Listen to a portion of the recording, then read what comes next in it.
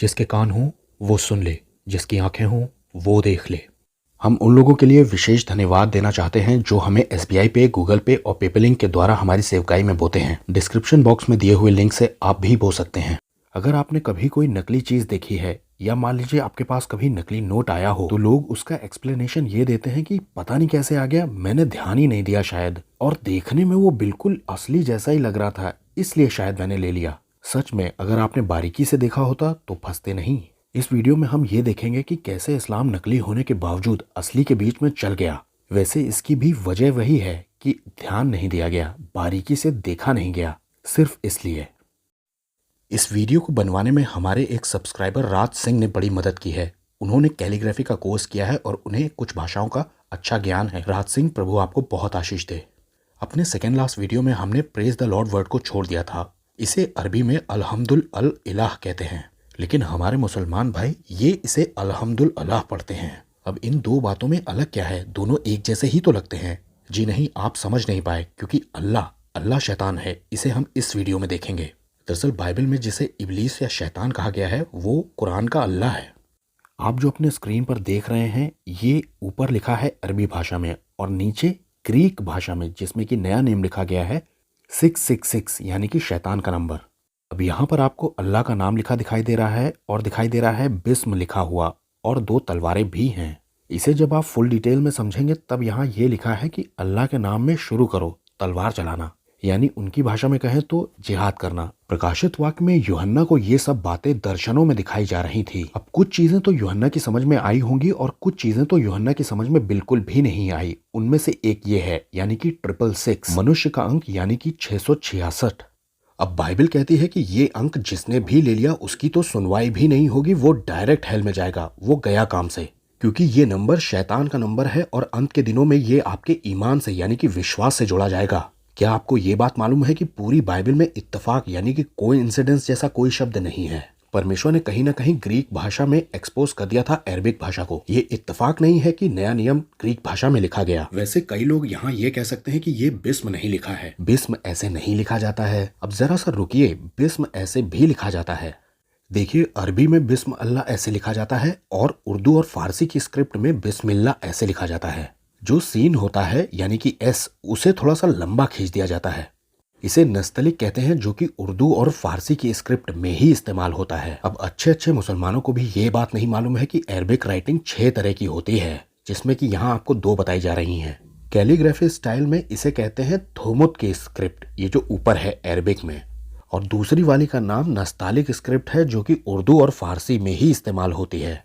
अब हम अपने असली मुद्दे पर आते हैं। खुदा यहोवा को क्या हमें अल्लाह कहकर के बुलाना चाहिए, या अल्लाह खुदा कहलाने के लायक भी है, क्योंकि बड़े बड़े मसीही भी इस भेद को समझ नहीं पाए हैं। क्रिश्चियंस भी इस बात को कहने लग जाते हैं कि देखो खुदा तो है ही एक ना एक, तो वो अल्लाह ही होगा, क्योंकि पुराने नियम के नबियों के नाम यूज किए हैं अल्लाह ने। लेकिन इस फरेब में बिल्कुल मत पड़िएगा। चलिए अब हम ग्रीक भाषा के इन नंबर्स को जोड़ लेते हैं, ये आखिर लिखे कैसे गए हैं। अब ये जो बिस्म है ये मिलता है 6 नंबर से, ग्रीक के लेटर 6 से। अब यहाँ पर जो अल्लाह लिखा है ये मिलता है ग्रीक के नंबर 60 से। ग्रीक भाषा के पहले नंबर से ये 2 तलवारें जो दी है ना, ये मिलती है, इसका नंबर है 600।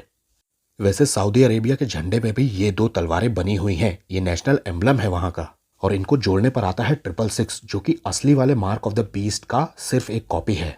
अब मैं आपको जेनेसिस की किताब में एक ऐसी जगह पर ले चलता हूँ जहां पर आदम और हव्वा से बात कर रहा होता है शैतान, और हव्वा शैतान की उस चाल को समझ नहीं पाती, क्योंकि उसने बिल्कुल परमेश्वर की आवाज में बात की थी, या यूं कहें कि परमेश्वर जैसे शब्दों को लगाया था। इस वीडियो का थीम ही यह है कि मिलती जुलती चीजों से शैतान कंफ्यूज करता है।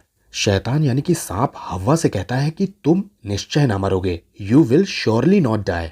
अब ये श्योरली जानते कहां से आया है? ये आया है परमेश्वर की आवाज की नकल करने की वजह से, क्योंकि जेनेसिस 2 में परमेश्वर ने आदम से ये बात कही थी कि तू पक्का मर जाएगा उस दिन जिस दिन ये फल खाएगा।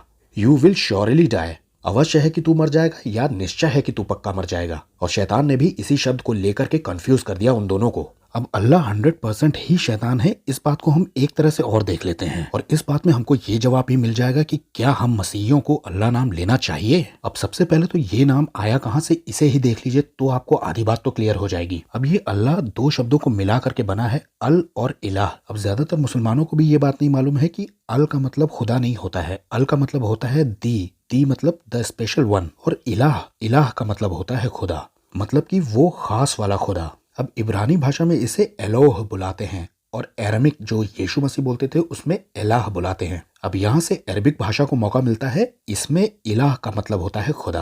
अब आपको जानकर बड़ा आश्चर्य होगा कि इब्रानी भाषा और अरमिक भाषा और अरबिक भाषा, ये तीनों भाषाएं लगभग 70% मिलती जुलती भाषाएं हैं और ये वो वजह है जिसकी वजह से अल्लाह को खुदा बनने का मौका मिल गया, जो कि वो है नहीं। इसका एक एग्जाम्पल आपको देता हूँ। तीनों ही भाषा में पिता को या वालिद को अब्बा कहकर के बुलाते हैं, तो ये तीनों ही भाषाएं एक दूसरे से मिलती जुलती हैं।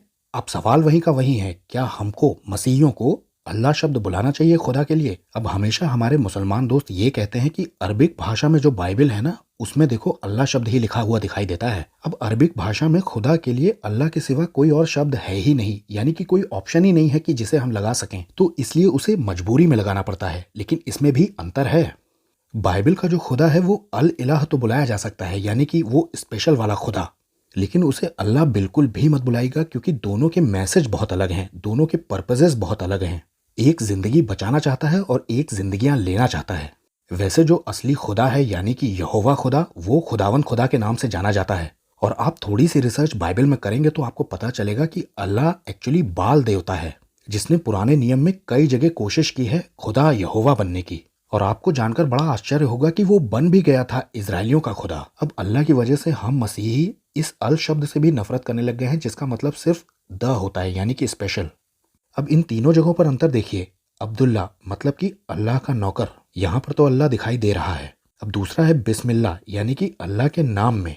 अब यहाँ इन्होंने इलाह को भी अल्लाह ही पढ़ना शुरू कर दिया। और तीसरा है अल्हम्दुलिल्लाह, अब यहाँ भी इन्होंने इलाह को अल्लाह पढ़ना शुरू कर दिया। देखा आपने, इसी को कहते हैं चालाकी। जहाँ अल्लाह है वहां तो अल्लाह लगाना ही है, लेकिन खुदा के नाम पर भी इल्लाह को अल्लाह पढ़ना है। अल इलाह हमारे खुदा का नाम है और अल्लाह उनके खुदा का नाम है। दोनों के काम करने का तरीका और दोनों के उद्देश्य अलग अलग हैं, लेकिन शैतान के काम करने का उद्देश्य अल्लाह से बिल्कुल मिलता हुआ है। अब जिहोवा द लॉर्ड गॉड, यहोवा परमेश्वर, खुदावंद खुदा यहोवा, इसे कहना चाहिए अल इलाह, असली वाला खुदा जिसका बेटा है यीशु मसीह। अब आखिर में इसे पढ़िए, अल रब यशुआ हु अल इलाह, the lord Jesus is God, amen. परमेश्वर के अनुग्रह से हमने एक तीसरा चैनल बनाया है, ओवरकमर इन एंड टाइम्स, आप उसे भी सब्सक्राइब कर लीजिए। प्रभु आप सबको बहुत आशीष दे।